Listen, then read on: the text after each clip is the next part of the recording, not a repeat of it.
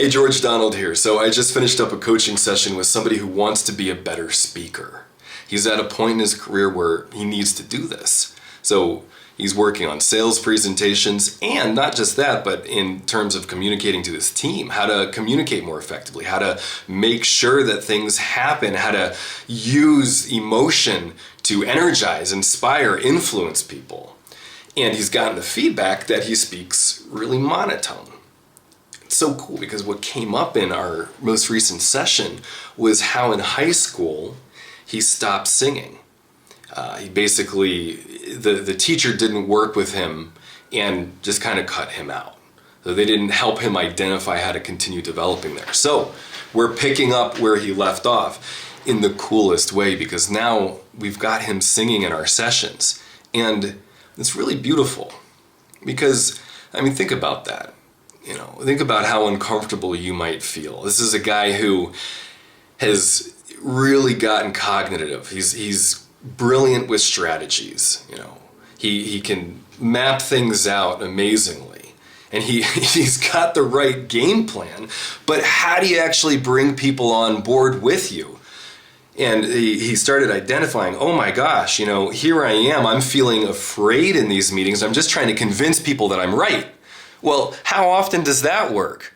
Does that really bring anybody on board with you? No, it doesn't. And he's been super frustrated. But what's so cool is that he's willing to challenge himself here. So in our sessions, we've got him singing. We're listening back to recordings of it, working on prosody, going, oh, questioning, like, oh, what do you think about that? Having more tone there. So, you know, it's more attractive, inviting people to be with you.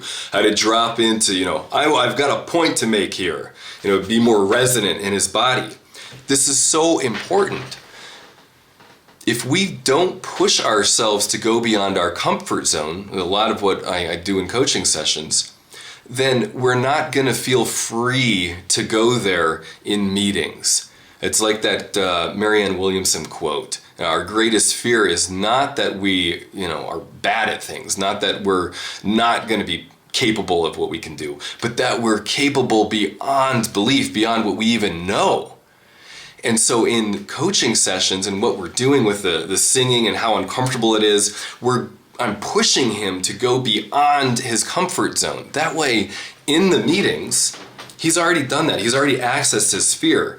He's got that experience in his body. It's not just a cognitive thing. He's worked through it emotionally so that when he's presenting, he's already done it. It's like a drill. You know, like if you're playing basketball, you do a bunch of drills at the key transition moments in the game so that when it happens, your body is there ready to do it.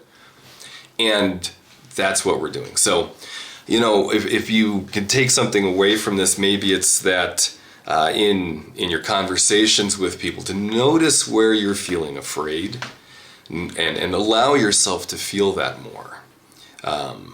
You know, if you're doing a preparation for a meeting or preparation for a sales presentation, whatever, you know, to allow yourself to feel the discomfort, to really take advantage of your prep time, not just making sure you've got all your ducks in a row. Of course, that's important, but that you let yourself be with the discomfort of it, because then you're going to be more in your game. All right, until next time.